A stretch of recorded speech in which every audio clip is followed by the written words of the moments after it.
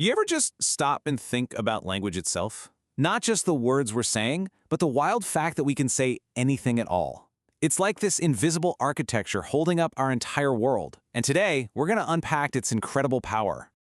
So, where do we even start with a topic this huge? Well, how about with a comic strip from over 100 years ago called Crazy Cat?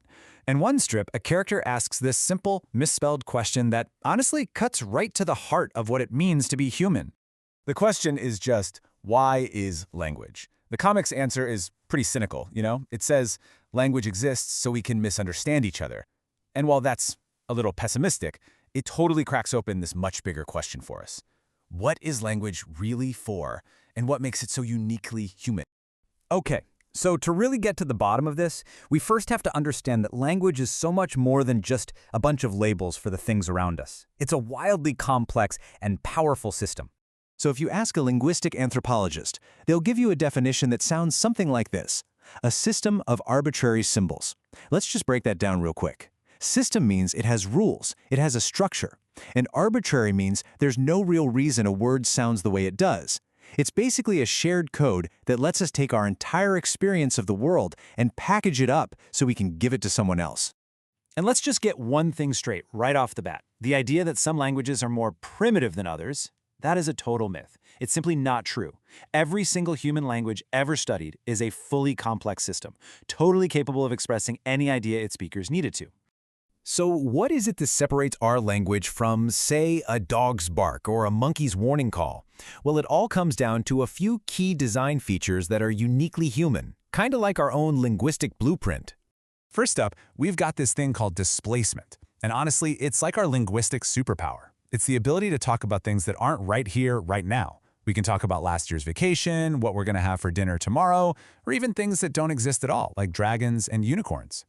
And here is just the perfect, everyday example of displacement in action, right? Only humans can use language to complain about something that hasn't even happened yet, like a Monday morning, while we're still enjoying a Friday afternoon.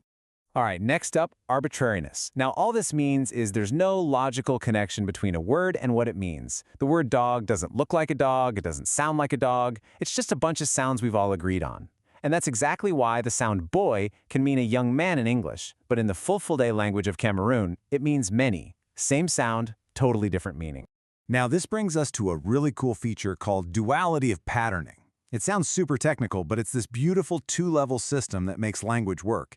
See, on one level, you have a small set of meaningless sounds. Linguists call them phonemes, like x, nt.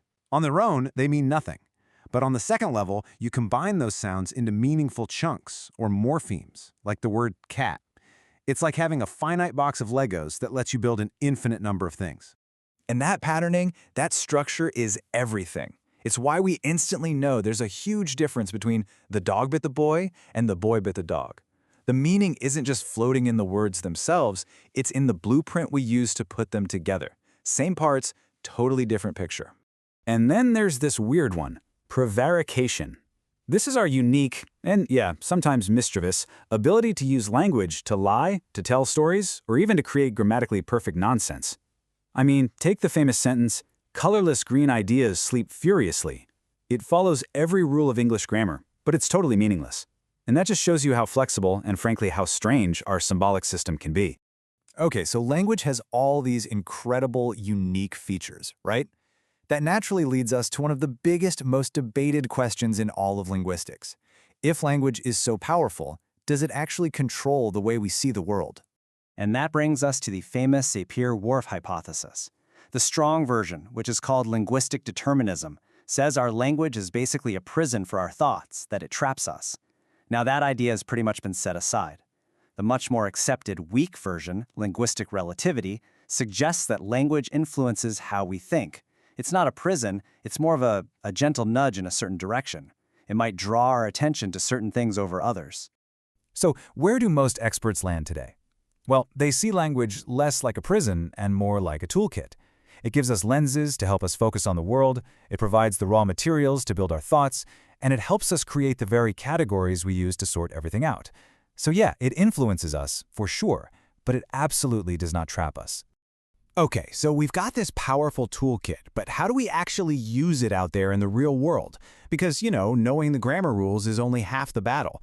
You also have to know the unwritten rules of the road.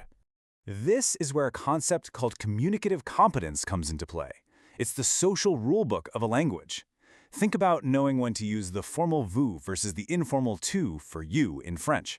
Getting that wrong isn't a grammar mistake, it's a social one, and it can instantly mark you as an outsider, no matter how perfect your accent is.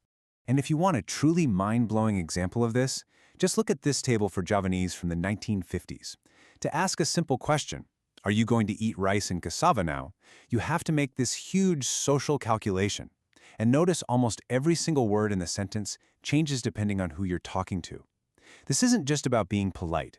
It's an entire social universe packed into one sentence.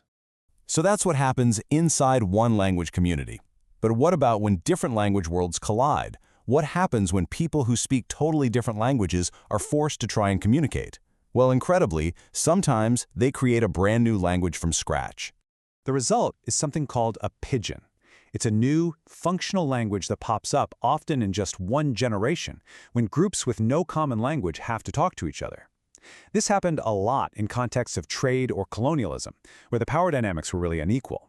You can think of it as a pragmatic linguistic bridge built from the spare parts of other languages. And it is so important not to fall for the myth that pidgins are somehow broken or simple languages. Far from it. What you're looking at here is the website for Radio Australia, and they broadcast the news in Tok Pisin, a language from Papua New Guinea that started as a pidgin. It is a fully fledged, complex language perfectly capable of discussing everything from global politics to climate science. We've gone from the tiny building blocks of sound all the way up to how language shapes our thoughts and societies. And this brings us to our final, and maybe the most critical point. The judgments we make about how other people speak are never really just about language. They are always about power, status, and who belongs. This quote from linguist Marceliana Morgan just nails the real-world consequences of this. When a dialect like African American English, which has its own complex grammar and its own rules, is dismissed as just bad English, the effects can be devastating. As she points out, it creates situations, especially in schools, where kids are punished for their language instead of being understood through it. And so, we end up right back where we started, with the incredible, often invisible, power of language. It's not just a tool for sending messages. It's the raw material we use to build our social realities, our relationships, our very world. So I'll leave you at this to think about. If our words really do build our world, what kind of world are you building with yours?